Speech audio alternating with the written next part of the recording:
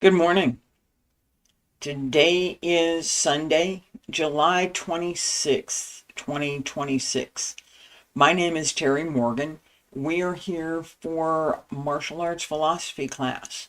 This morning, I'm going to talk a little bit about persistence and the idea that we come back and do it again. In the last several days, I've been working on reading my book, The Ambassador, for a series of uh, live readings as well as for the audiobook. The last 2 days I spent reading for the audiobook, so I did not teach my regular classes. I will make those up. I will teach. It's not that I'm not going to do it. I just didn't do it the last 2 days. That recognition is something that I have talked about repeatedly in practice, that there will be times over many years, there will be times when you don't practice, when you don't do whatever it is you've been doing. That is normal. That has to be expected. And it's something that we need to get used to if we're going to sustain any level of practice. There's just sometimes when it's just not going to happen. Coming back is what we have to do. It's the same as falling down. In basic practice, we learn to fall down. It's one of the very first things that I learned in push hands training, how to fall down, because it's going to happen. There's no avoiding it. It's going to happen. Prepare. You have to prepare. So when you fall, you roll. You don't land hard. That development, that skill development is something that we start with, and we build on that as we develop our practice. The same idea is, it's the same idea with coming back to practice. And I'm trying to tie up some words here that don't want to fit together. All right, so the idea of persistence, that we come back, that maybe, yeah, I missed a class, maybe I missed that, but I'm going to come back, I'm going to try again, I'm going to fall down, and I'm going to get up again. Learning how to fall down, that it's going to happen, it's inevitable, how to do it. What am I paying attention to? What kinds of things do I need to look for? So a lot depends on what kind of fall we're talking about. In practice, the falling down part can be literal. In push hands, it is quite literal. In showing up, not showing up is sort of like falling down. We didn't do something. Something failed. We didn't go to practice that day. We did something else, maybe, but we didn't go to practice that day. In understanding that that will happen, we also learn the skill to come back. So I was absent the last 2 days. This morning, I decided, I had to wrestle with it for a minute, and I decided that yes, I would be here. The persistence that it took for me to do what I've done over the last couple of days and to be here this morning is today's lesson. It is. In writing the books, The Ambassador, right? I have 8 books. I wrote them. There is considerable martial arts lore in all of them. The idea of the teacher and the student, the idea that we learn from our teachers, that we practice, that we develop our skills, is foundation for the books. I wrote that in. It was intentional. I wanted that element to be part of the story. I wrote 8 books. And that doesn't happen overnight. It doesn't. It just doesn't. It's not possible. It's not possible.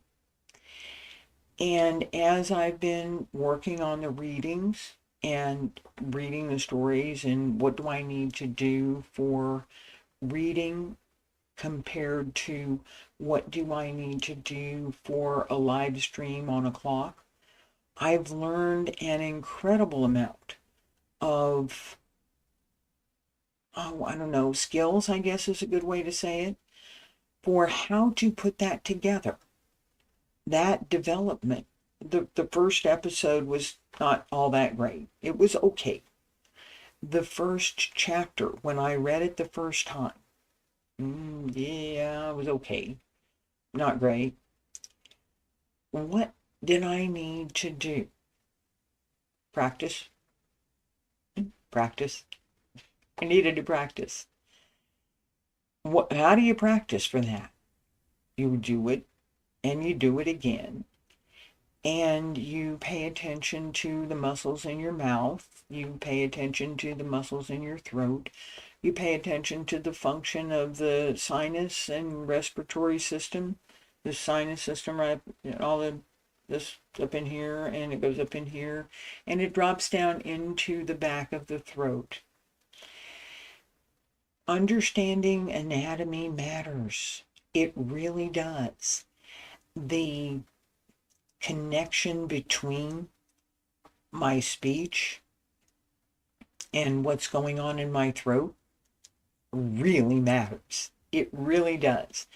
Because if my throat tenses up, if there's something that is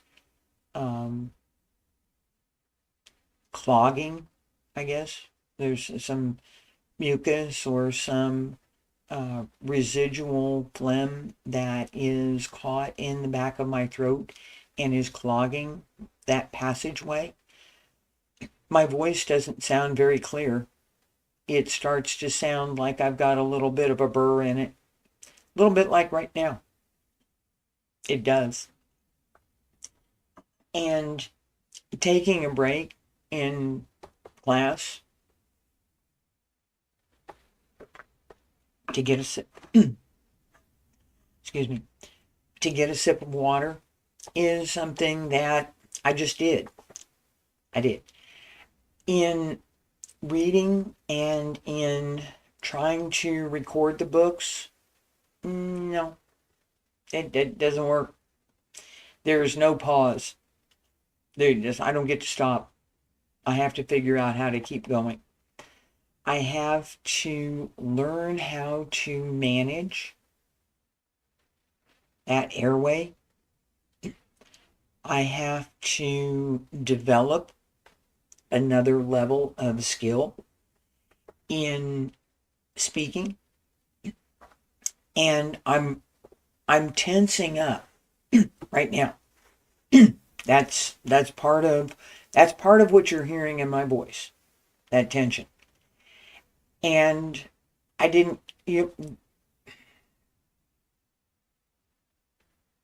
despite that tension, I'm still here. I didn't quit. No, I'm still working on it. You see me sit here and smile? There's considerable activity going on in my throat right now in order to clear that mucus and get the clarity in my speech back so that I can keep going. Being able to do that, I'm still working on it. I am. That is something, but it's something that I want to point out. It's part of today's lesson. Persistence. I didn't quit. I didn't quit. And I just got it back. I just got that cleared. And you can hear it in my voice. Being able to do that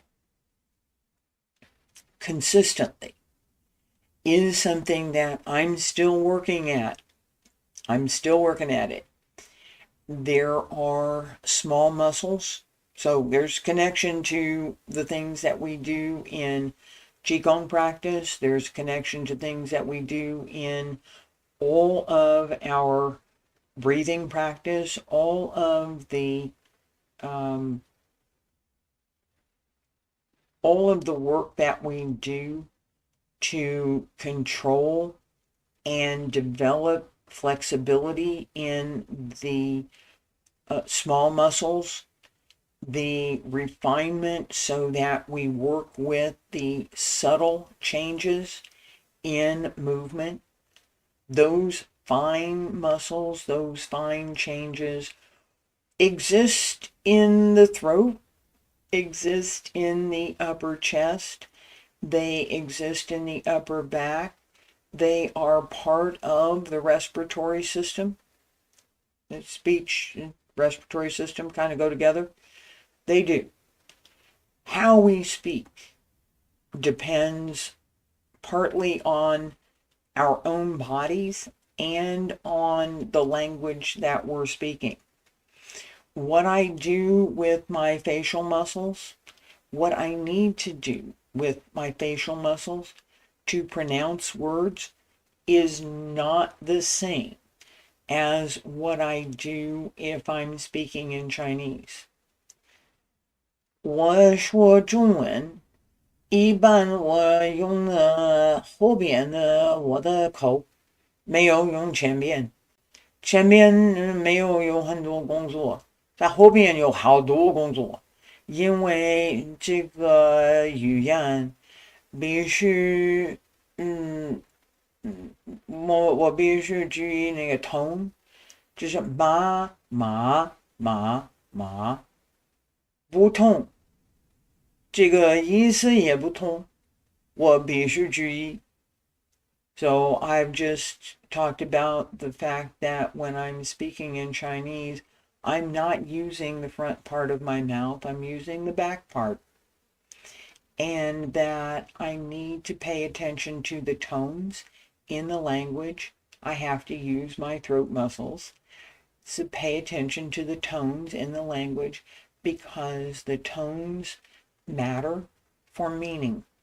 The words, the tone, the words that I used, ma,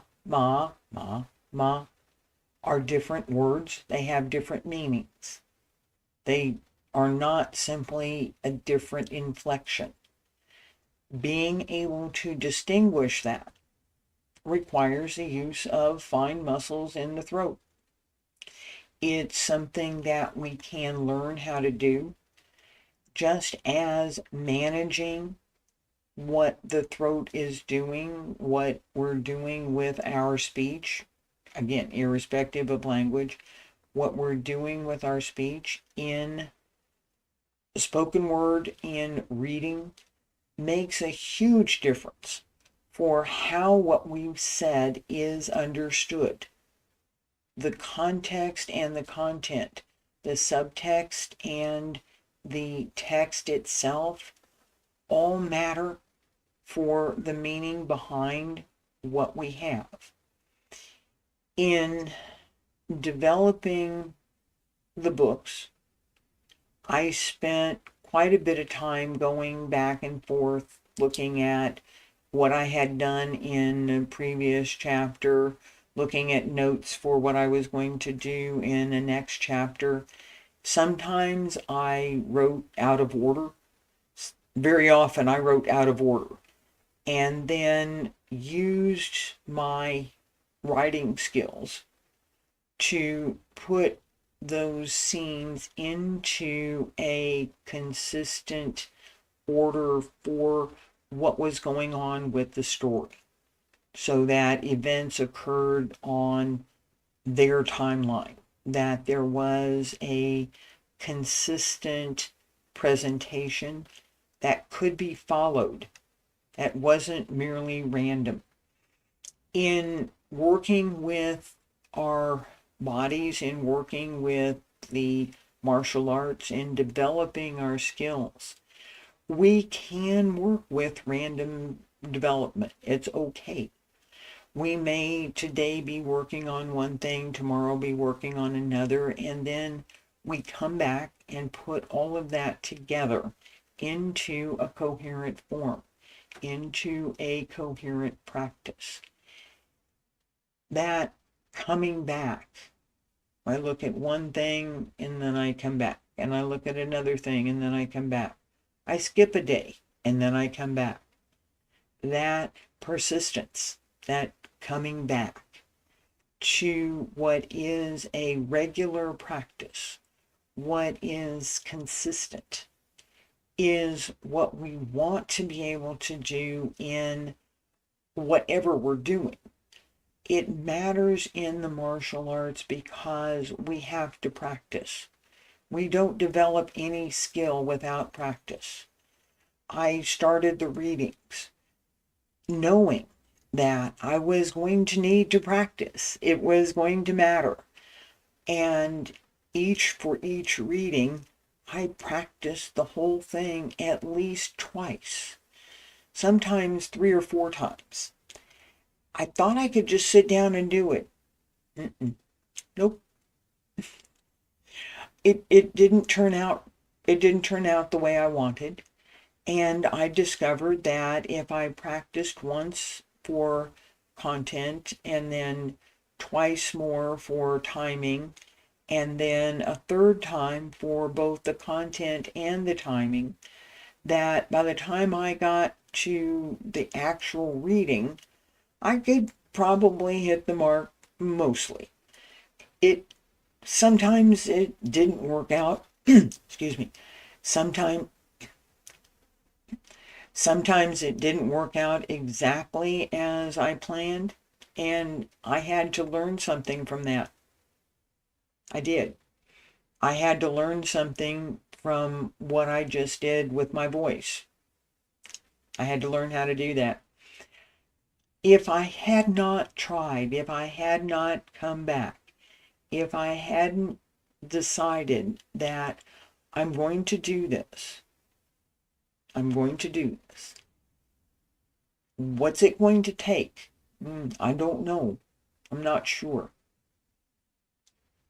I have to learn. What's it going to take?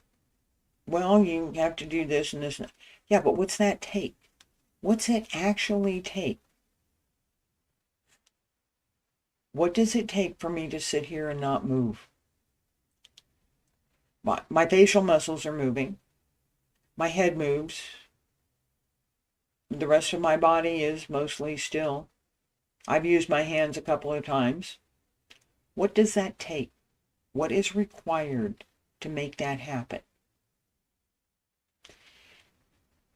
I had to learn. I had to try. And then I had to try again. And then I had to recognize what I was doing. And then I had to figure out how I could not do quite so much.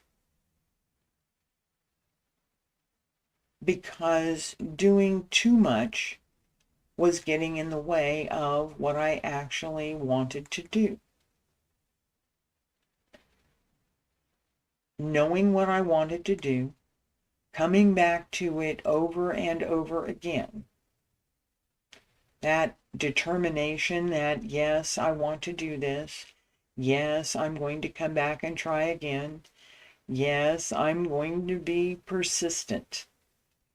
That applied to everything that I did in my early years in my studies. It applies today to everything I'm doing today. Not coming back, not being persistent, not continuing means that you won't learn.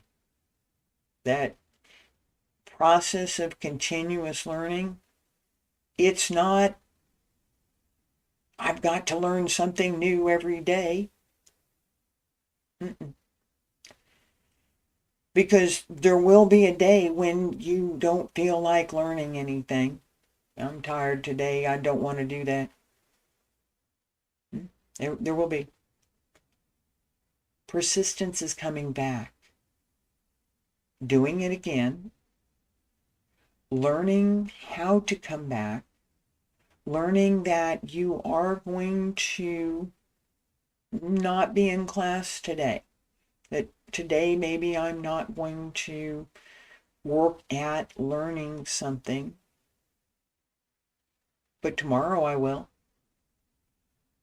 Maybe I'm working on something else today. I'll come back to that tomorrow. Being here today means that I did something that I promised myself that I decided I was going to do. I decided to be persistent. I will teach the 2 classes that I didn't teach probably next week.